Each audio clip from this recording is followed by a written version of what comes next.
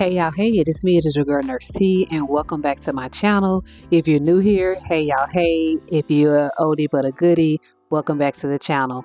As you can see, your girl got a new little gadget here, and I'm super excited. So hopefully I can start leveling up my videos each and every time. But if you're rocking with your girl Nurse T, then you know you're gonna rock with me no matter however I give you the message. So anyways, y'all might see me sometimes deviating left and right because I got my little prompts here to remind me of anything that I might feel like would knock me off target, knock me off guard. And I'm here to deliver a message and to keep you guys motivated, keep you inspired so that you can get out there, you can get your degree, and then you can get out there and you can join your journey of nursing. So without further ado, if you haven't already, go ahead and hit that subscribe button. You might as well go ahead and hit that like button as you come in because we all family. We all going to support each other. And if you have a video or a channel down below, drop it down below because currently I'm a small YouTuber and I'm just looking to grow. And if you are a small YouTuber and you're looking to grow, or if you have a mega channel and you still want the support of some more people, just go ahead and drop your channel down below. Without further ado, let's just jump straight into the video. In this video, I do want to talk about some prereqs that are required for nursing school, and specifically for the school that I went to. And I will tell you that each school that you inquire with may have some different classes that you might have to take. So it's good to gather find out what schools you're interested in and line up the prerequisites. Like you can make a T-chart. So for me, I had schools such as Chamberlain College of Nursing, Prairie View A&M University, and then there was also like Texas Women University, and then there was Houston Baptist University. And I think Houston Baptist have changed their name, and I do believe Chamberlain went from Chamberlain College of Nursing to now Chamberlain University. So I would suggest having like a T-chart to write down the classes that are required to get into their program. So we're going to be talking about some most common prerequisites that are needed for the majority of the schools. And then I also want to explain why when you're taking these prerequisites, with emphasis on making the best grade possible, because GPA is everything, especially while trying to get in nursing school. And then another thing I want to talk about is work, family, and school life balance, because when I joined the program, I had to do it all. I had to work, I had kids, I had family, and I was in school. So we're going to speak on all of that. Okay, y'all. So the first set of classes that I would speak on would be your science classes. And I would highly suggest that when you get into doing your prereqs, you aim at getting the best grade you can in those science classes, because a lot of schools, they group your classes that you take and they have very high expectations of you doing your best in your science classes. If you aim for an A and you fall short to a B, at least you've still made a decent grade. But I would try my best to aim at, like I said, making your best at your science courses. Now, what are some science courses and what falls under that umbrella? You have your A&P, which is anatomy and physiology. You have chemistry, you have biology. At some schools, they want you to have a separate, like maybe general biology. When you're doing your anatomy and physiology, there's usually like a part 1, part 2, and then you have microbiology. And I do believe microbiology consisted of a part 1 and a part 2. And if some schools might ask you to have general biology. So if you have general biology, I think it's maybe just 1301. I don't know the exact number in front of general biology, but I didn't have to take general biology for Chamberlain College of Nursing 10 years ago when I graduated from them. But biology is definitely on that list of prereqs. Chemistry 1 and 2. Pathophysiology, but pathophysiology is usually done. I'm trying to see. Actually, you know what? I did do that one as a prerequisite, and that one had it to. No, actually, I didn't. Patho was actually done at my program, but I do believe some schools require pathophysiology before entering into the program, as well as pharmacology. I know pharmacology was a prerequisite that I took at a school, and Chamberlain actually accepted that particular prerequisite. So, and then I think in some programs, pharmacology is a part of their degree plan, so you'll take it while you're in the program. But of course, like I said, your science classes, and then you have, if you're going for the 4-year bachelor's degree, you also taking classes that would fulfill like the first 2 years, which are your common prerequisites. So those consist of your English, like English 1, English 2, a nutrition class, math, and math is usually college level, and then a math class after college level. And so for me, I took statistics. Now with statistics, they had statistical psych and they had statistical math. And I always get tongue tied when I say that particular course, but I did the one. I did statistical psych. And with that one, to me, I felt like it was math in a foreign language. You had all your delta, all these other symbols and this and that. But I did it in a mini master. I did it very quick because it was a hard course, and I didn't want to spend 16 weeks focusing on a hard course. So I actually did it in like 3 weeks, which is crazy. My head was spinning, but I got through it. Then you have psychology 2301 and 2314, which was lifespan growth and development, and which I really liked that one. I felt like entering into being like a young adult at the time, I felt like it really shined light on some things. So I liked the 2314 lifespan growth and development. You have sociology, you have some ethics, you have, I do believe I said English 1 and 2, history 1 and 2. I took government 1 and 2. What else did I take? So I basically took, I think there was enough to give me like 60 hours worth of prerequisites, well, 60 hours worth of college credits, so that I was able to graduate with an associate's degree. It was just a plain associate's of arts degree. And then I would use that, and I got into the program. So again, when you're taking those prerequisites, you want to have already lined up your T chart so that you can determine which schools are asking for what. So if I knew Chamberlain wanted these, I knew Prairie View A&M wanted these, I knew Houston Baptist wanted these, and I think they're now like some type of Christian school. And then I knew, what was the other school? Like Texas Women University needed this. Like I was able to line it up. And so I knew with one of the schools for that second level math, they wanted statistical. I think this was with Prairie View A&M University here in Houston, Texas. They wanted statistical math instead of statistical psych. So I knew that if I really wanted to go to Prairie View, I knew to focus on statistical psych. Then you might have this school and this school that are both accepting statistical math, or vice versa. So just kind of make sure whatever your school of choice is, you make sure you're staying on that degree plan. And when you're taking these credits, like I said, with emphasis on those science classes, because sometimes even with all the classes that you have already taken, they would separate those science classes, and that can be an average of its own.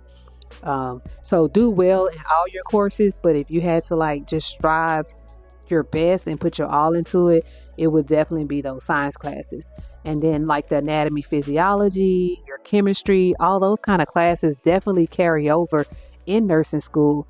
I know, of course, you have to know the bones, the skin, the cells, the tissues, all that stuff you're gonna need to know as a nurse. If you're working on an ortho unit and somebody broke their femur bone, you want to know where that bone is in the body, the humerus bones, the radius. Like you want to know when people are talking about amputating metatarsals or transmetatarsals, this and that, you want to know which bones those are in the body, right? Well, I hope you want to know. Phalanges, what else? When you're in chemistry and you're using the symbols, like for potassium chloride, that's the K with the plus sign. When you're speaking of sodium, because you have a lot of patients that come in with fluid and electrolyte imbalances or whatever, and you want to know that Na is the symbol for the element for sodium, the magnesium, calcium, phosphorus, so much and so on. So those are things that you are studying while you're doing your prereqs, but you would definitely see them again in nursing school and when you become a nurse. So hate to bust your bubble on that. But yeah, so staying focused when it comes to your prereqs is very important. Like I said, you want to get the best GPA, because even though now I think it's not going to say it's less challenging, but when I went to school, it was very challenging because you would have like 1,000 students to apply, but only 100 applicants accepted. Nowadays, I work in the hospital. Like I said, I precept a lot of students. So I'm seeing schools from all over that are popping up. And if you decide to go to any one of those schools, just make sure they're an accredited school. So I don't know what the challenge is for you to get into that particular program, but just always want to make sure you make yourself marketable by having like the best GPA or the highest GPA as possible. But if all else failed, there will be a school that would accept you. You just have to know which one, know the ones that are out there.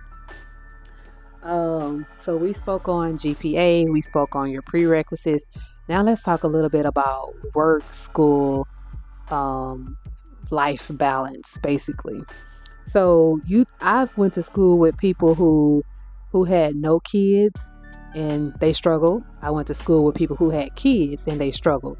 I went to school with people who were single, they struggled. People who were married and they struggled. I went to school with people who were single, with kids, didn't work or worked. Everybody's story is different, but I'm gonna tell you my story.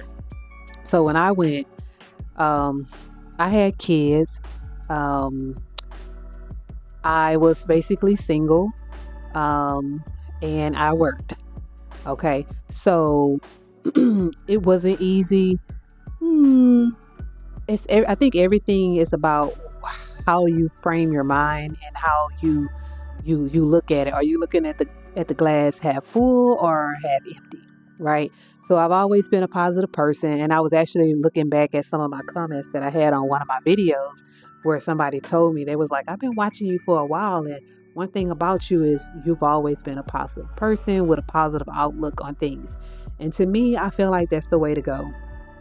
I don't want to get too much off topic with this, but I'm just going to say as much as you can, like try to be positive about this journey of nursing. When you get in school, try to be positive. Going through your prereqs, try to be positive and stay positive, because to me, I feel like negativity only adds a heavier load to you. And if I can give you any suggestion, stay away from negative people while getting in the program, while you're in the program, and when you get out of the program. Try to stay away from all negativity. So I worked, and thankfully I worked in the hospital. I worked as a patient care assistant at that time. So I was able to move my work days to working weekends, and I spent the weekdays going to school. So the school that I went to, we had like a clinical day, we had a lab day, and then I had maybe like 2 days of lecture. Okay, so clinical day, lab day, and 2 days of lecture. So that's 4 days. So that leaves me with 3 days that I have available away from the school. Now, I'm not gonna say 3 days that I'm not doing anything, because keep in mind I have to work. So there was 4 days I dedicated to school, and there were 3 days that I dedicated to work. And then in between those 7 days, I still had to be mommy to my kids. So if I can reflect on working while in school, I'm gonna tell you one very, very important thing is to have flexibility at your job. And if you're under the supervision of a manager, it's great to have a flexible manager that's able to move your schedule around.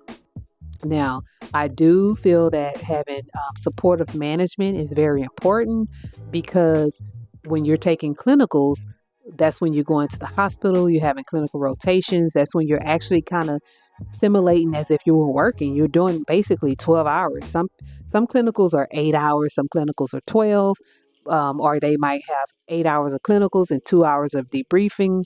But either way, it's basically time consumed, and that's time away from your family, and so in time away from work. So you definitely want someone a manager that can be flexible, because one day you might be assigned to go to the hospital for clinicals at this particular time on this particular day, and then based on the needs and the availability of the hospital, when they can allow your program to come in so that you can you know get your clinical hours.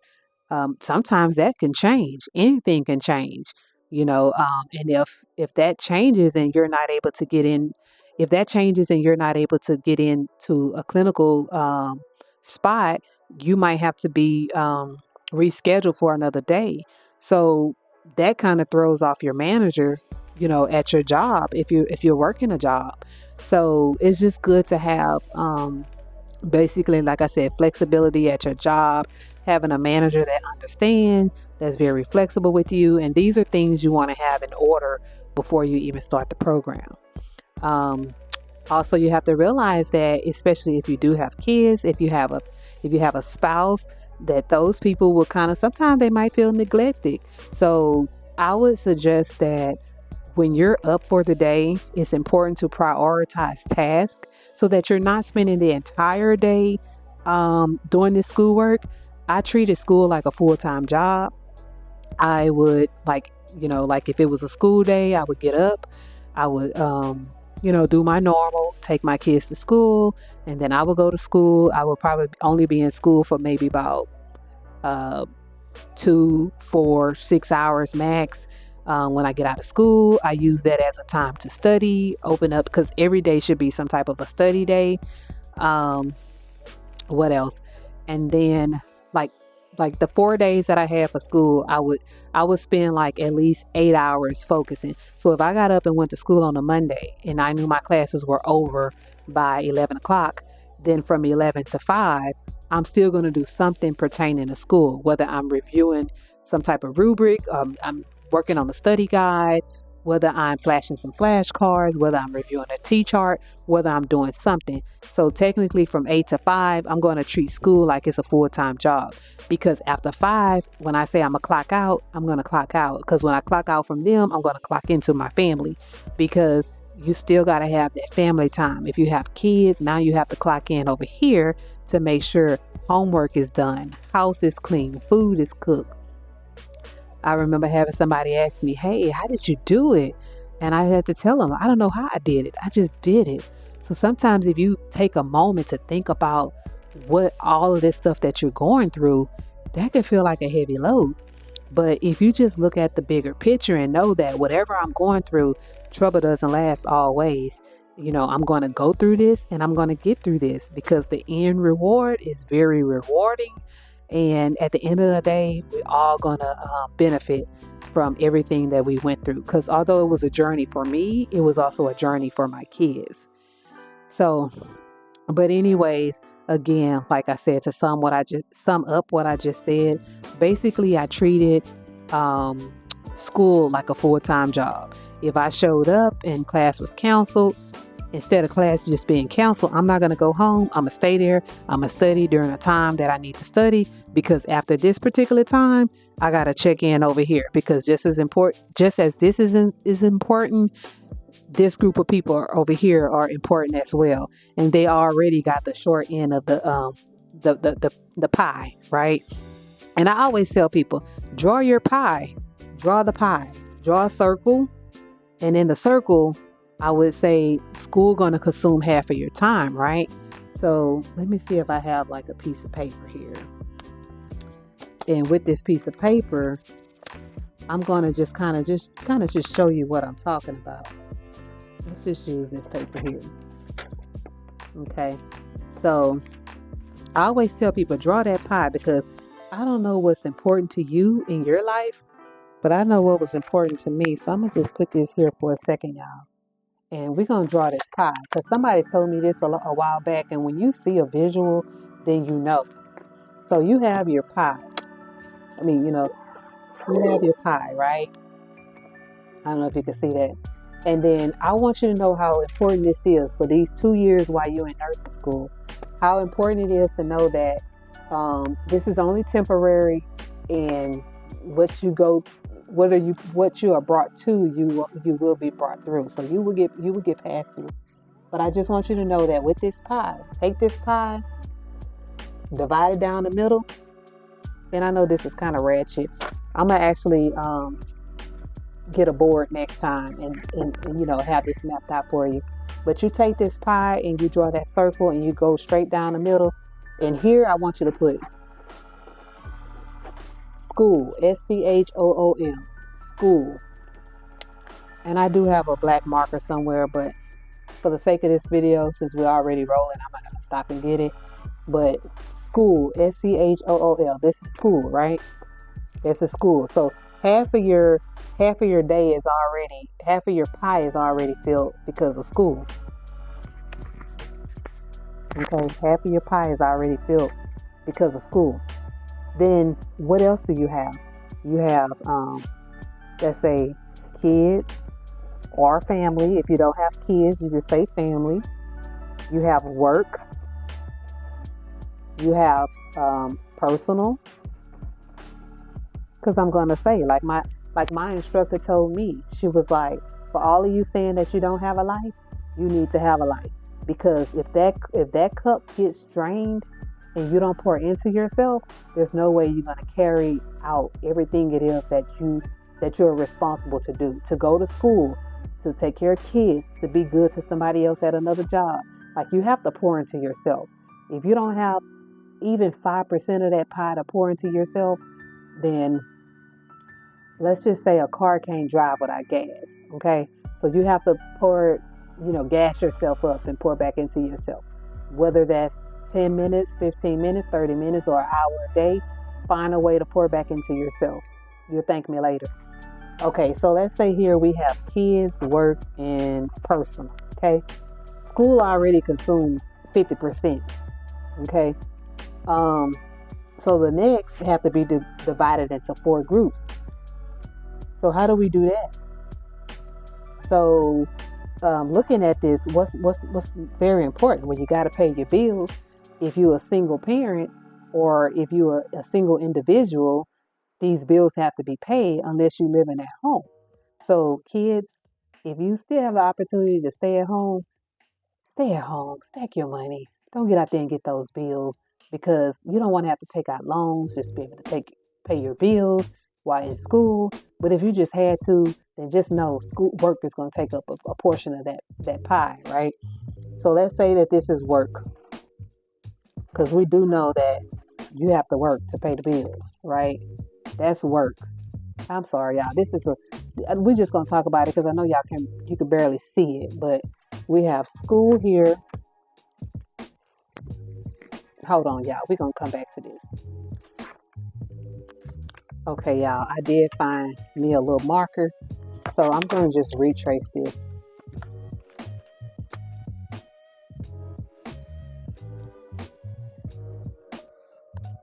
Here's my circle pie.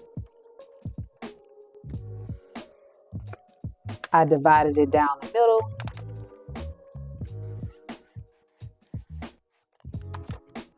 So far, school have taken up 50% of my pie.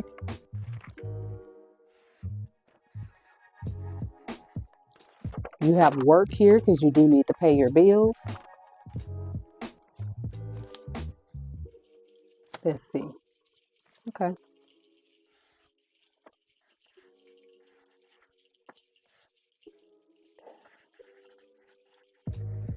Okay.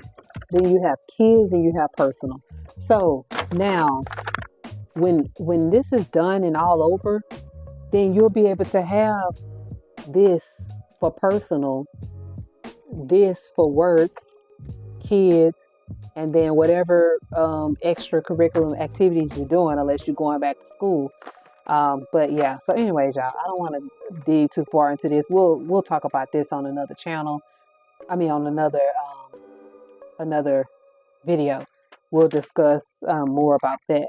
But anyways, y'all, that's how I wanted you to look at it. I just wanted you to see this diagram just to know that I want to stress with emphasis, like when you in this program, give it your all so that you can get in, you can stay in, and you can get out with success.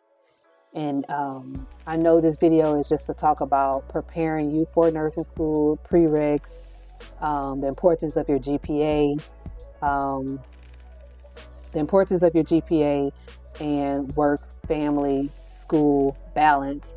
I kind of found myself deviating as if you're already in the program. That's this little thing that I just went over, basically how I felt like when I was in the program. Now, taking your prereqs, maybe there's a little bit more wiggle room, but the more prereqs you take at a time, the quicker you'll actually get to finishing that so that you can get in the program sooner. Now, all of this, all these prereqs and everything, keep in mind that's as if you're going for a bachelor prepared nurse. But if you're going for the associates, the ADN, which is usually 2 years, those prereqs are typically cut in half. If you're going for LVN, it's probably cut in half than that. Like, if you're going for the LPN, licensed practitioner nurse, or licensed vocational nurse, here in Houston, Texas, we call them licensed vocational nurse. I think like in Indiana, maybe California, they might call them LPNs, licensed practical nurses. They have like a shorter amount of prerequisites that are required, and then the program itself is way shorter.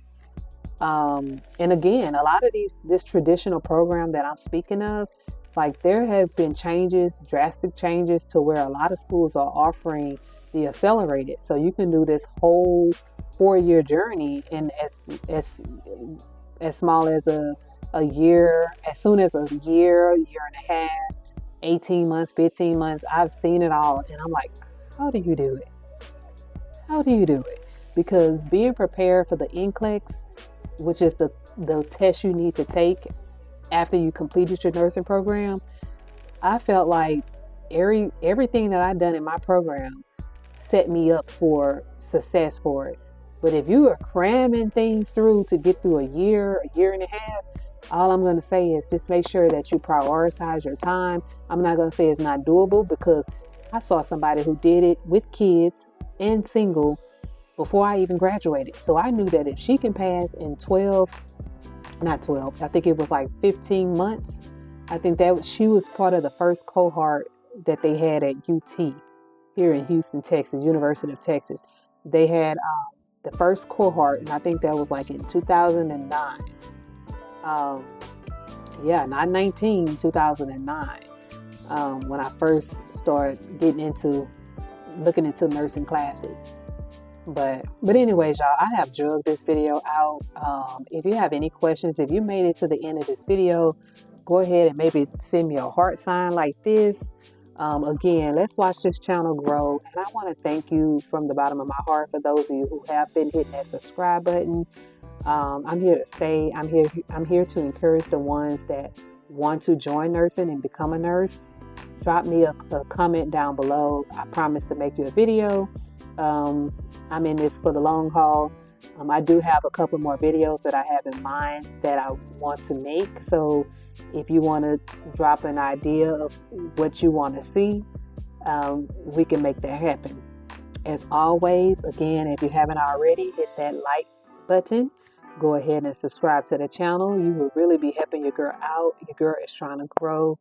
I'm trying to grow.